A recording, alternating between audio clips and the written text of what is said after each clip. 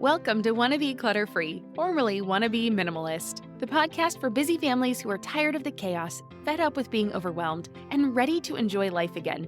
Each week, we talk about how to let go of the clutter so that you can focus on the things that actually matter. And it's not just physical clutter. We talk about the mental and emotional stuff too, because if it's holding you back, it's time to ditch it. I share what I've done in my own life to declutter, organize, and calm the chaos, but you won't just hear it from me. There are amazing guests too. It's practical, doable, and simple for those of us that want to be clutter-free. You're listening to Wanna Be Minimalist with Deanna Yates, episode number 132. On today's episode, I'm talking about holiday cards. Sending these annual cards is a dilemma that I have been waffling on for years. And today, I'm dissecting this annual tradition to see if it's one that I want to continue for our family. Hey there, my wannabe minimalist friend. I hope you are having a wonderful holiday season. December is flying by, and we have only one more show before 2023.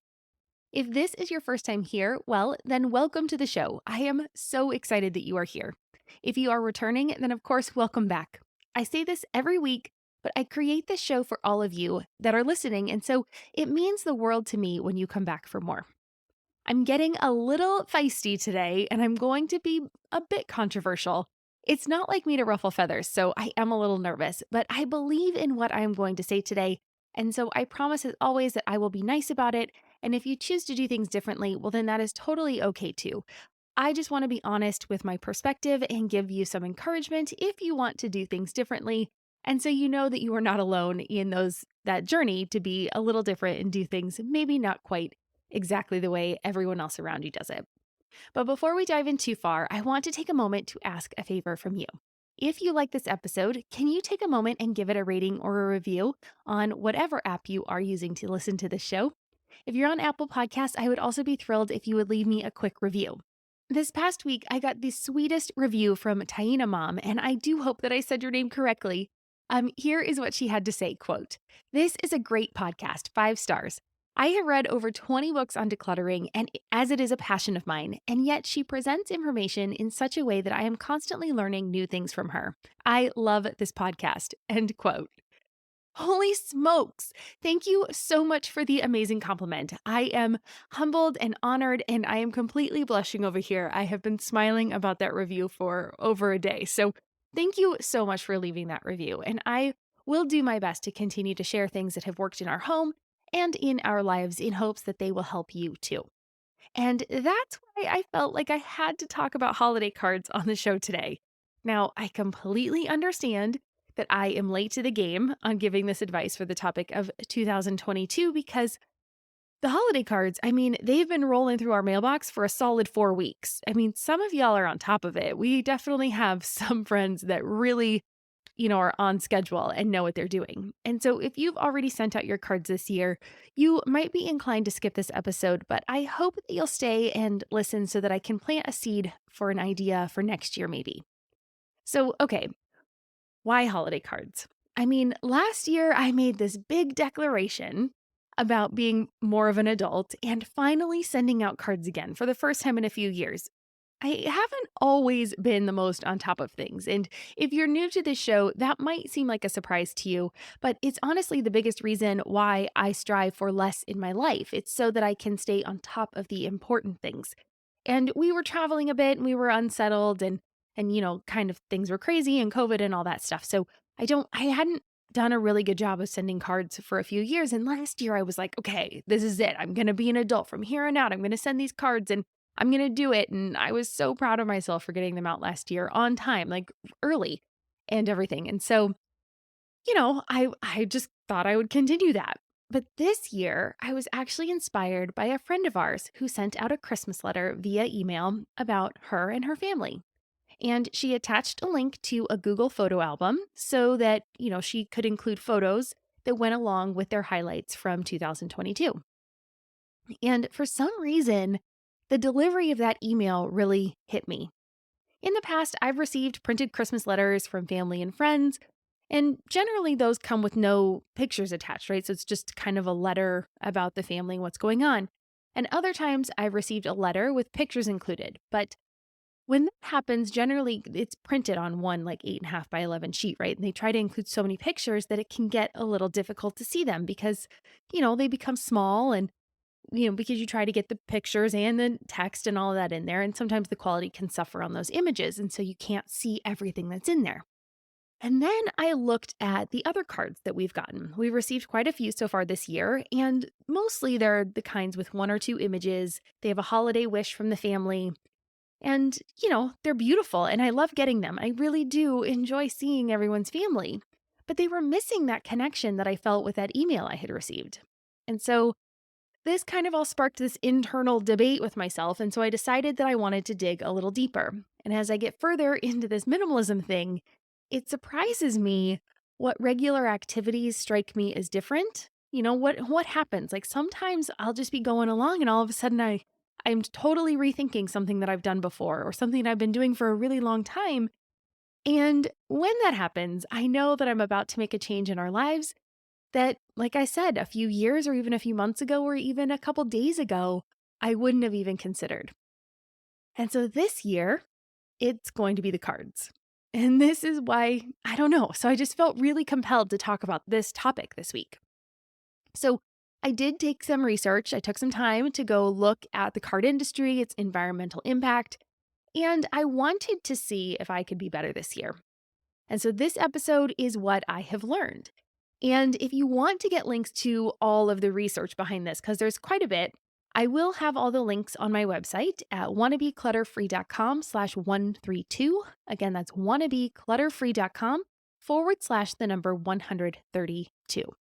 All right, so let's dive into it. So, what is the matter with paper holiday cards? Well, it turns out that there is a pretty big environmental impact from all of these paper cards that we collectively send each year. And there are 4 distinct stages of a card's life cycle.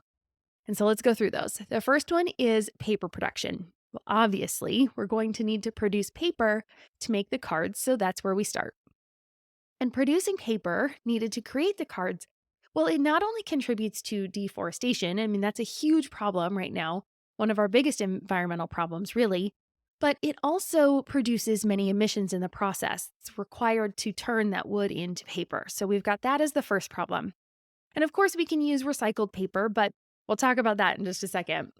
The second one is printing. And this is actually the smallest issue, but there are big manufacturing plants that are printing the ink that are on these raw paper cards. And this stage also is where they're adding the gloss, the glitter, the foil, and then that can cause problems later when we want to try to recycle these cards. And once those things are added, they're no longer recyclable. The third part is postage and shipping. So, postage is seen as a problem a few times. The first is where you have to get those raw materials to the paper manufacturer, and then you have to get the paper to the printer. And next, you have to get those finished cards, and they go to either the store or directly to your home so that you can mail them. And then finally, you send them from yourself to the intended recipient. You might cut out that final shipment if you do order your cards from a company that will send them directly to your intended recipient, because that is definitely one of those new things that they can do. So there might only be 3 there, but there's still quite a few times that this stuff is moving around the globe, right? And so there's all these emissions that are created by planes, trucks, and the delivery cars. And this part, right, is generally regarded as being responsible for the largest part of a card's footprint, which makes sense, right? We're taking these things and we're sending them all over the world. And then the fourth part is decomposition or breaking it down or recycling, things like that. And so depending on where you are in the world, recycling will be utilized more or less. One of the sources that I was looking at was mainly from the UK. And that study showed that about 67% of the cards were recycled, but then the other 33% of the cards were not recycled and they end up in the landfill. Now, this could be because they have foil or glitter and that kind of stuff. And so they're not able to be recycled. So this is what I was talking about before.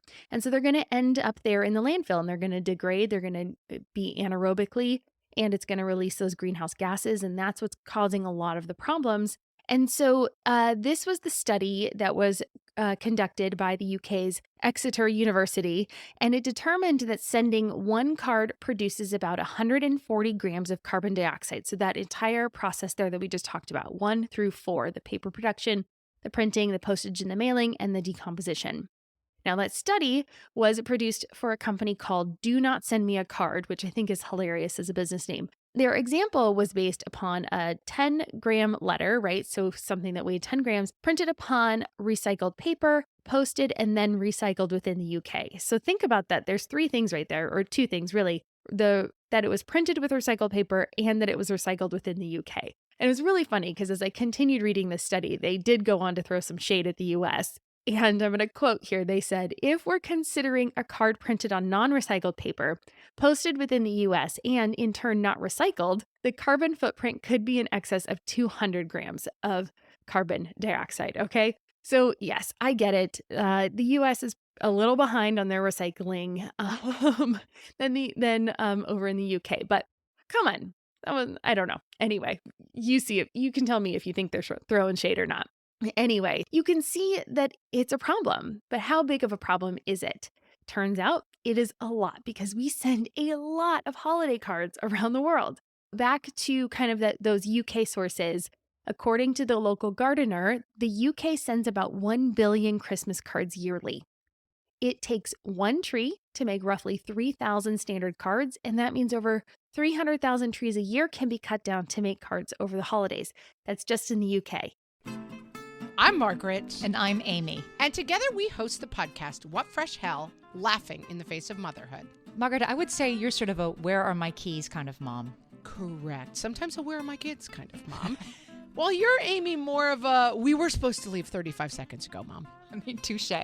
In each episode of What Fresh Hell, we come at a topic from our usually completely opposite perspectives. I bring the research. And I bring kind of the gimlet eye. Like, is that research really going to work, people? And almost 10 million downloads later, we're still laughing. We also talk to experts in the parenting field, plus parents with stories we can all learn from. We make each other laugh, we challenge each other's assumptions, and we have what we think is the best parenting community on the internet. Check out What Fresh Hell? Laughing in the Face of Motherhood wherever you listen to podcasts.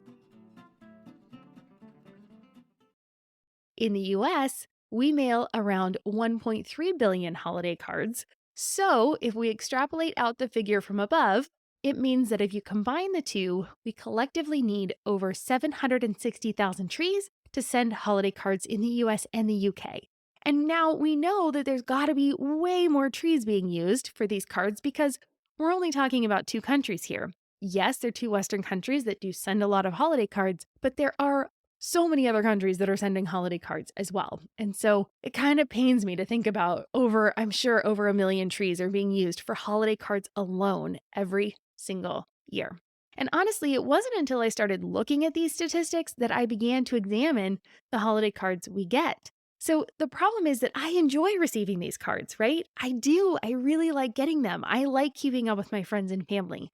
I like getting to see the photos as their children grow over the years. But in addition to receiving the card, we have to decide then what to do with it, right? And I know I hear this all the time from different people. Like I hear it in the Facebook group. I hear it in my DMs. I hear it in my emails. I hear it from my family and my friends in person. They want to know like, okay, well now I've got this card. What do I do with it? And it's sentimental, right? You're now looking at these pictures of these people. And I know that it can be really difficult for a lot of people to then discard these holiday cards at the end of the year. Because it's hard to just toss them. They've got pictures of our friends and families on them. And scanning is too time consuming. So I'm going to tell you what I've started doing in my home. Maybe this little tip will help you. At the end of the holiday season, I now gather up the cards and I lay them all out on the floor. And then I fit as many as I can into a picture. I'll take a picture with my phone. And I don't try to have too many because I want to be able to zoom in and look at the cards over the years if I do want to go back to them. I'll take a few pictures depending on how many I can comfortably squeeze into the one picture. And I'll take the front side and the back side of the cards. And then I don't feel bad about letting them go. So I don't have to store them. I don't have to keep the physical card. I have a electronic copy of it. And so I can refer back to it when I want to. And it's saved in my phone in chronological order. So I know what year they all come from, which is really great too. But then I put them in the recycle bin, right? I do. I actually put them in the recycle bin. Sorry, not sorry, friends. I do appreciate the card. I enjoyed it for the season, but it doesn't get to live in my house indefinitely. Hopefully that little bit of honesty will help you not feel so bad about letting go of the holiday cards if you would like to recycle them as well. Okay, great. So we know that cards are a problem. We know that this is maybe something we want to consider changing, but what do we do moving forward? Well, thankfully, there are several viable options for what we can do instead of sending a physical paper card. And the first one, I'm gonna list 5 things here. So the first one I'm gonna talk about is email. It's basically what I talked about at the start of the show, and it's the one that I'm going to be doing this year. And I'm sending an email with a link to a shared photo album, just like my friend did. It felt very personal, and I felt like I got to catch up on what their past year was like. I felt like I got to see like how they've grown over the year and what they've done, and I really hope that my family and friends will feel the same when they receive this email. The second thing you can do is to send a virtual card. So, similar to an email, you can send a card that then doesn't send the physical card, but it's a lot closer to the cards you are already sending. Now, this might be a good stepping stone if you like the convenience and the style of a pre designed card with a holiday message.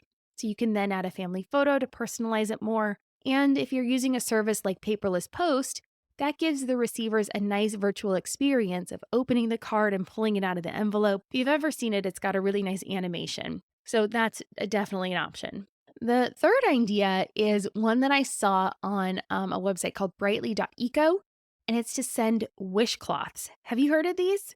They are folded like a card, but they're actually reusable dishcloths, and they're from Sweden. You can write on them like a card if you use a permanent marker, and so it's almost like you're sending an actual card, but it can be reused by the receiver to clean up spills and messes, and one wishcloth is the equivalent of 17 rolls of paper towels. In addition, it can be composted once it's used up. So it kind of helps through that whole life cycle process, right? So you can reuse it and then it can actually be composted at the end. So it won't take up space in the landfill, which is amazing. They are a little pricey, but if you are doing one off cards, you'll notice the one off cards have gone up significantly in price at the store as well. It does almost feel like a one for one if you are not sending a ton of cards in the first place. But this is a really good option. I thought it was really fun. The fourth one is to make a call. Do you remember when we used to talk to people on the phone? Like, yeah, we used to do that. I know, right? I remember thinking when text messaging was coming out, and I'm going to age myself here, but I remember thinking that I would never choose to text someone over calling them. But even now, I always text first to make sure it's a good time to talk before I even call someone, even my own mother. Instead of sending it, let's be honest, a somewhat impersonal card. I do love getting the cards, but they are a little impersonal because it's not like they were meant for one in particular person, and I've done them too. But maybe we should schedule a chat with some friends, and we can either do that over the phone or via video chat so we can actually connect with them and see how they're doing this year. So it's just another option. And number 5 is to reuse old cards. Now, this one isn't going to work so well for those photo cards. I mean, kids grow up, and so it gets pretty obvious if you try to reuse those. But if you use this for traditional cards, it can work. In fact, my late father-in-law did this with a friend of his. And I'm fuzzy on the details of how it started, but they exchanged the same card back and forth for well over 20 years. And each year they added one line and then sent it back. And it became something that they looked forward to sending or receiving every year. And it was only one way, so they only had the card every other year, I think. I just thought that was a really fun tradition, and I'm not sure how it started, but I think that could be something really fun that you could start with your friends if you want to continue sending these cards, and that might be a fun way to kind of just see what's going on, but being really quick, right? One line, it's like analog Twitter or something. I don't know. I just thought that was really fun. And it was a fun tradition that they really looked forward to every single year. Now, there will be some people who will tell me that these options that I listed also have climate ramifications. And of course, that is true. Everything we do has an impact. A standard email, which means an email without an attachment, has a carbon footprint of about 4 grams of carbon dioxide, or the equivalent. And this is because emails need power from electricity. They have to run that runs the data centers. And then, of course, there's your device where you create the email and then you have to send it. And then plus the recipient's device where they receive it. And so, of course, there is some electricity and some carbon footprint that's going to go into that. The amount of carbon dioxide per email does vary. So if you send attachments, I've seen that the estimates get as high as 50 grams of carbon dioxide. But adding, a link to a shared photo album in the cloud, which is what I plan to do with my emails, will hopefully cut down on those emissions significantly. But the point is, it's an improvement in the right direction, right? It's not perfect. Nothing we do is perfect. It's just now that have learned and know better, I have to do better. And so that's why I'm going to be going the email route.